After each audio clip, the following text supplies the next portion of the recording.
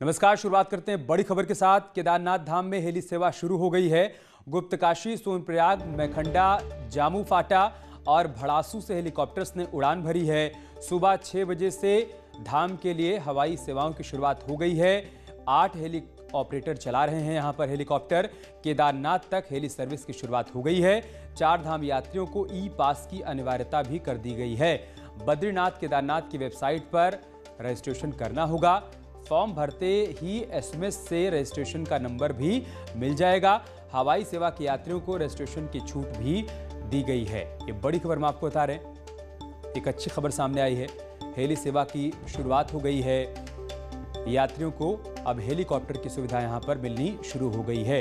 Covid के चलते पहले यात्रा पर रोक लगाई गई थी और उसके बाद हेली सेवाएं भी यहां पर ठप पड़ी हुई थी। यात्रा तो शुरू हो गई, लेकिन परमिशन नहीं मिलने की वजह से हेली सेवा की शुरुआत नहीं हो पाई थी। अब एक बार फिर से यहां पर हेलीकॉप्टर्स ने उड़ान भरनी शुरू कर दी है और हेली सेवा की शुरुआत हो गई है। बड़ी खबर हम आपको बता रहे हैं। यात्रियों को हालांकि रजिस्ट्रेशन से छूट मिलेगी, जो भी यात्री यहाँ पर हेलीकॉप्टर से दर्शन करने के लिए जाएंगे। संवाददाता शैलेंद्र सिंह हमारे साथ जुड़ चुके हैं रुद्रप्रयाग से। शैलेंद्र, क्या जानकारी है? जी बिल्कुल, मैं आपको बताना चाहूंगा। बाबा केदार के उन भक्तों के लिए ये बड़ी खुशखबरी है जो कि हेली सेवा शुरू न होने के कारण केदारनाथ नहीं जा पा रहे थे। हेली सेवा आज सुबह 6 बजे से शुरू हो गई है और गुप्तकाशी, सोनप्रयाग, मैखंडा, जामू फाटा और बंडासू से हेलीकॉप्टर जो है कि सुबह 6 बजे से केदारनाथ के लिए उड़ान भर रहे हैं। और 8 कंपनियां कुल ऐसी हैं जो कि इस समय वहां पर अपनी जिनके हेली पहुंच चुके हैं और वो अपनी सेवाएं वहां पर शुरू कर चुके हैं। तो अगर हम बात करें किराए की, तो जो गुप्तकाशी से है वो 3875 रुपए किराया है। पिछली बार भी इतना ही किराया था। फाटा से 2360 रुपए और सिरसी से 2340 रुपए किराया जो है तीर्थयात्रियों को देना पड़ेगा। तो पूरी उन लोगों के लिए बड़ी राहत है जो लोग जो है हेली सेवा शुरू न होने के कारण अपनी यात्रा नहीं कर पा रहे थे केदारनाथ की। अब जो है तीर्थयात्रियों की संख्या में इजाफा होगा। बहुत शुक्रिया आपका हमारे साथ जुड़ने के लिए और जानकारी हम तक पहुंचाने के लिए। और बड़ी खबर उत्तरकाशी से है। यमुनोत्री यात्रा रोकने की सिफारिश की गई है। यमुनोत्री यात्रा 15 दिन रोकने की सिफारिश की गई है। भूस्खलन जोन के निरीक्षण के बाद यह सिफारिश की गई है। भूगर्भ वैज्ञानिकों की टीम ने सिफारिश की है। वैकल्पिक पैदल मार्ग की मरम्मत का काम भी शुरू हो गया है। लोक निर्माण विभाग मरम्मत का काम कर रहा है। बड़ी खबर हम आपको बता रहे हैं। यमुनोत्री यात्रा को रोकने की सिफारिश की गई है। 15 दिनों के लिए यात्रा को रोकने की सिफारिश की गई है। दरअसल भूस्खलन जोन का निरीक्षण किया गया भूगर्भ वैज्ञानिकों की तरफ से और निरीक्षण के बाद ये पाया गया कि यात्रा को 15 दिनों के लिए रोक दिया जाए। तब तक एक वैकल्पिक मार्ग यहाँ पर तैयार किया जाए ताकि उस रास्ते से यात्रियों को यमुनोत्री धाम तक जाने दिया जाए। फिलहाल जो रास्ता है उस पर खतरा है। इस वजह से भूगर्भ वैज्ञानिकों ने सिफारिश की है कि 15 दिनों के लिए यात्रा को रोक दिया जाए। संवाददाता जगमोहन सिंह हमारे साथ जुड़ चुके हैं। जगमोहन, क्या जानकारी इस खबर के बारे में? 10 सितंबर को यहाँ पे भूस्खलन हुआ था। जो पहाड़ी से यहाँ पे पैदल मार्ग है वहाँ पे भारी भूस्खलन हुआ था। उसके बाद प्रशासन ने एक वैकल्पिक मार्ग तैयार किया था, लेकिन जो पहाड़ी है उससे जो भूस्खलन है वो नहीं रुक रहा है। तो इस कारण वहाँ पे भूगर्भ वैज्ञानिकों की टीम निरीक्षण के लिए आई है और उन्होंने ये पाया कि जो यात्रा है वो सुरक्षित नहीं है। पहाड़ी से लगातार मलबा और पत्थर गिर रहे हैं। इस कारण इस यात्रा को 15 दिनों के लिए रोक दिया गया है और आने वाले दिनों में वहाँ पे वैकल्पिक मार्ग तैयार किया जाएगा। तो जो यमुनोत्री की यात्रा है वो 15 दिनों तक के लिए रोक दी गई है प्रशासन द्वारा और पूरा इसका निरीक्षण किया जा रहा है। जब ये यात्रा सुरक्षित होगी वहाँ पे तभी जाके यहाँ पे यात्री जा सकेगी। ठीक है, बहुत शुक्रिया आपका हमारे साथ जुड़ने के लिए और जानकारी हम तक पहुंचाने के लिए। खतरे को देखते हुए फिलहाल यहाँ पर यात्रा को रोका गया है। 15 दिनों के लिए यात्रा को रोकने की सिफारिश की गई है। सब्जी के बढ़े दामों ने हर घर का बजट बिगाड़ कर रख दिया है। टमाटर 60 रुपए किलो, आलू 40 रुपए में, प्याज 50 तो लौकी 30 रुपए किलो बिक रहा है। और सब्जी के बढ़े दाम कम होने का नाम नहीं ले रहे हैं, जिससे आम आदमी परेशान है। देहरादून के सब्जी मंडी के आढ़तियों का कहना है कि बरसात के बाद से मैदानी इलाकों से आने वाली सब्जी की सप्लाई कम हो गई है। वहीं रिटेल में सब्जी बेचने वालों का कहना है कि महंगी सब्जी बेचना मजबूरी है, क्योंकि मंडी से ही महंगी सब्जी उनको मिल रही है। 100 रुपये धनिया, शिमला मिर्च 150 रुपये, 200 रुपये, गाजर 40 रुपये, 50 रुपये, आलू 50 रुपये, 40 रुपये, प्याज जो आम आदमी खाता है 50 रुपये, टमाटर 60, 50 ये रेट चल रहे। धनिया 200 रुपये तक बिक रहा है। भाई मंडी में जो भाव है, बाजार में तेजी है, दुकानदार तेज बेचते हैं सब्जी। मंडी में तो कल गोभी परसों 120 रुपये किलो थी, आज 60 रुपये किलो है। सब्जी का तो कोई भाव नहीं है। सब्जी एक दिन तेज है, एक दिन मंदी है। हल्द्वानी में भी सब्जियों के दाम आसमान छू रहे हैं। सब्जियां किस तरह लोगों के घरेलू बजट को बिगाड़ रही हैं और उनके बजट से बाहर होती जा रही हैं।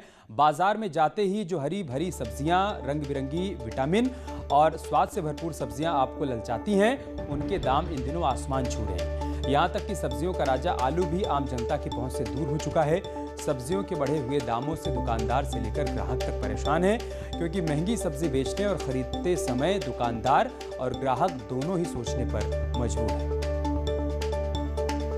महंगाई बहुत बढ़ रही है और सब्जियां बहुत ही महंगी बिक रही है। हमें घर चलाना मुश्किल पड़ गया गरीब आदमी। प्लेन्स में भी बरसात में आलू खराब हुआ है, इस कारण अभी आलू और प्याज के दाम बढ़े हैं। सब्जियों में भी, क्योंकि बरसात के बाद एकदम सब्जियां तराई में भी नहीं उत्पन्न होती हैं और पहाड़ों में भी सब्जी का उत्पादन कम है। कम उत्पादन के कारण मंडी में आवक कम है, इस कारण सब्जी के थोड़ा दाम बढ़े हैं।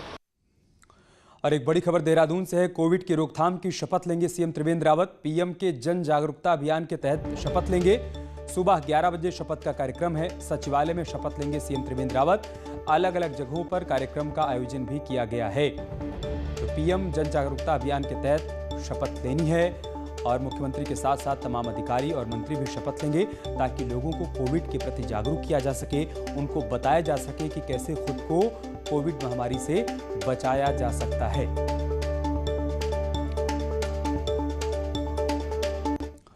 और देहरादून से एक और बड़ी खबर है। सीएम ने प्रिंसिपल को सस्पेंड कर दिया है। डिग्री कॉलेज कोटाबाग के प्रिंसिपल को सस्पेंड किया गया है। प्रिंसिपल प्रेम प्रकाश को सीएम ने सस्पेंड कर दिया है। व्हाट्सएप पर आपत्तिजनक चैट के मामले में ये कार्रवाई की गई है। सेवा आचरण नियमावली का उनको दोषी पाया गया, जिसके बाद उनको निलंबित किया गया है।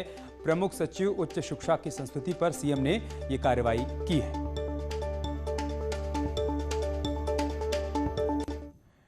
पेयजल निगम के पूर्व एमडी के खिलाफ सरकार विजिलेंस जांच के ऑर्डर दे चुकी है और इंतजार अब जांच के बाद सच्चाई का रहेगा। वहीं सीएम का कहना है कि भ्रष्टाचार पर सरकार की पॉलिसी जीरो टॉलरेंस की है।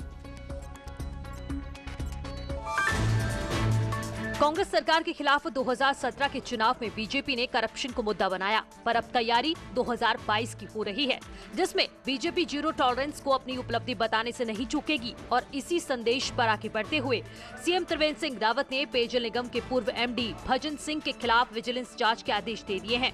सीएम ने कहा है कि शिकायतें गंभीर हैं, जिसका सच सामने आ जाएगा। और अगर मामला गंभीर लगता है तो उसमें हम जांच बिठाते हैं, क्योंकि मामला गंभीर प्रवृत्ति का लगा। काफ़ी लोगों से इस तरह की शिकायतें हमारे पास आई थी, तो उस पर विजिलेंस की जांच के लिए मैंने आदेशित किया है। बीते दिनों विधायक पूरन फर्त्याल ने सरकार पर सवाल खड़ा करके और महिला बाल विकास विभाग के टेंडर विवाद ने विपक्ष को सवाल उठाने का बड़ा मौका दिया, लेकिन सीएम का कहना है कि करप्शन पर सरकार की पॉलिसी जीरो टॉलरेंस की थी और जीरो टॉलरेंस की ही रहेगी। भ्रष्टाचार के खिलाफ जो हमारी नीति है जीरो टॉलरेंस की, उस पर हम लगातार काम कर रहे हैं। सरकार का 3.5 साल का कार्यकाल पूरा हो चुका है। ऐसे में अगले 1.5 साल में भी सरकार खुद पर कोई सवाल और दाग नहीं चाहती, क्योंकि चिंता पहले चुनाव और फिर सत्ता की है। न्यूज़ 18 के लिए देहरादून से दीपांकर भट्ट की रिपोर्ट। कॉर्बेट टाइगर रिजर्व के कोर एरिया से वन गुर्जरों के 241 परिवारों को विस्थापित किया गया है, लेकिन अब भी कॉर्बेट के बफर जोन में 57 वन गुर्जरों के परिवारों को विस्थापित करना है। इस विस्थापन में सबसे बड़ा रोड़ा राष्ट्रीय बाघ संरक्षण प्राधिकरण की ओर से सामने आ रहा है। हालांकि कॉर्बेट प्रशासन इसके लिए पहल करने की बात कह रहा है। लोग जाते थे पहले इधर से, पहले डेरा हमारे यहीं रहे, बल्कि पहले कंडी में भैंसे लेके चले जाते, कंडी ऊपर पहाड़ी में ले चले जाते भैंसे 2-3 महीने के लिए, फिर लौट के आ जाते थे। बाकी हम 4-7 साल से यहाँ से कहीं नहीं गए। इनके पुनर्वास की कार्रवाई अभी चल रही है। इसमें शासन स्तर से जीओ भी हो चुका है कि किस प्रक्रिया के तहत और उनको क्या मुआवजा दिया जाना है। अभी उसके तहत कार्रवाई की जा रही है। साथ ही साथ एनटीसीए से भी अनुरोध किया गया है। चूँकि ये बफर क्षेत्र है तो सामान्यतः उनके द्वारा इसमें कोई मुआवजा नहीं दिया जाता, परंतु क्षेत्र विशेष की आवश्यकता को देखते हुए, चूँकि बफर के क्षेत्र में भी काफ़ी अच्छी टाइगर डेंसिटी है कॉर्बेट में, तो उसको ध्यान में रखते हुए उनसे भी अनुरोध किया जा रहा है कि एनटीसीए का जो पैकेज है उसको भी इस क्षेत्र में लागू किया जाए। देश में आम गुजरों के मुकाबले वन गुजरों की ज़िंदगी बिल्कुल भिन्न है। हम इस वक्त खड़े हैं कॉर्बेट टाइगर रिजर्व के ढेला रेंज के एक गुजर झाले में, जहां पर गुजरों के परिवार रहते हैं। इनकी ज़िंदगी ढोर डंगरों से शुरू होकर उन्हीं पर समाप्त हो जाती है। इनका मुख्य व्यवसाय दुग्ध उत्पादन है, जिससे जो है इनकी आजीविका चलती है। इनका मानना है कि इनका विस्थापन यहाँ से किया जाना चाहिए, लेकिन इस विस्थापन को लेकर कई संशय बने हुए हैं, जिसके चलते इनका विस्थापन 2002 से अभी तक लटका हुआ है। गोविंद पाटनी, न्यूज़ 18, ढेला range, Corbett national park, Ramnagar. Covid के नियमों में छूट के बाद पर्यटन में रोजगार की भी संभावनाएं बढ़ गई हैं। हालांकि पिछले वीकेंड पर पहाड़ सैलानियों से गुलजार होने से पर्यटन कारोबारी उत्साहित हैं और बंगाली और गुजराती सीजन से उम्मीद है। आपको बता दें कि नैनीताल में दशहरे के वक्त बंगाली सीजन रहता है, तो दीपावली के दौरान गुजराती पर्यटकों से शहर में रौनक बनी रहती है। वहीं दिसंबर में क्रिसमस और न्यू ईयर भी कारोबार में एक उम्मीद बढ़ती जा रही है। बस ये है कि इस खुलने से अब जो इंडस्ट्री डूब रही थी वो सरवाइव कर जाएगी, कुछ खर्चे निकलेंगे लोगों के, और एम्प्लॉयमेंट भी जो बहुत हद तक अनएम्प्लॉयमेंट बढ़ गया था उसमें भी कमी आएगी। अक्टूबर का महीना बहुत बढ़िया जा रहा है, मतलब कस्टमर आ रहे हैं, आते जाते रह रहे हैं। हमको ये उम्मीद है कि मतलब नवरात्रि के टाइम पर, मतलब ऑटम के टाइम पर कस्टमर इससे भी ज़्यादा आएगा और हमारी रोजी रोटी अच्छी खासी चलेगी।